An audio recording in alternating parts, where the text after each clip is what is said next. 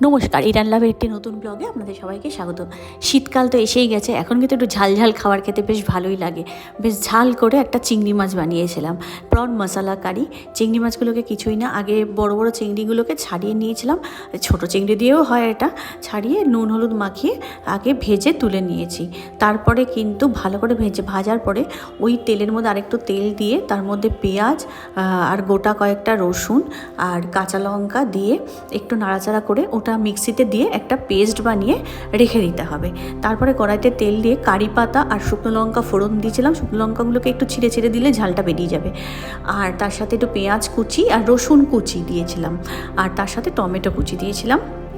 তারপরে দিয়েছিলাম, এটাকে বেশ ভালো করে ভাজা হয়ে গেলে তারপরে দিতে হবে কাশ্মীরি লঙ্কার গুঁড়ো দিয়েছিলাম, একটু ধনের গুঁড়ো, একটু জিরের গুঁড়ো, হলুদের গুঁড়ো দিয়েছিলাম। দিয়ে ভালো করে মশলাটাকে কষিয়ে নিতে হবে যতক্ষণ না মশলাটা ভাজা ভাজা হচ্ছে। ভাজা ভাজা হয়ে গেলে ওই আগে বানানো পেস্টটা দিয়ে নাড়াচাড়া করে নিয়ে ভাজা চিংড়ি মাছগুলোকে দিয়ে আর একটু কষিয়ে অল্প একটু গরম জল দিয়ে দিতে হবে। ফুটে গেলে উপর দিয়ে কারি পাতা দিতে হবে আর গোলমরিচের গুঁড়ো দিতে হবে। এটা ঝালটা কিন্তু মেনলি গোলমরিচের গুঁড়োর থেকেই হয়। একদম সাইডে দেখুন তেলটা ছেড়ে গেছে, মানে কিন্তু একদম রান্নাটা রেডি হয়ে গেছে। এটা ভাত রুটি সব কিছুতেই ভালো লাগে। আমি করেছিলাম আলুর পরোটা করেছিলাম, তার উপরে একটুখানি বাটার দিয়েছিলাম, দিয়ে ওইটা দিয়ে আমি প্রনটা দিয়ে খেয়েছিলাম। দুর্দান্ত খেতে লাগছিলো। একবার বানিয়ে কিন্তু অবশ্যই দেখবেন বাড়িতে।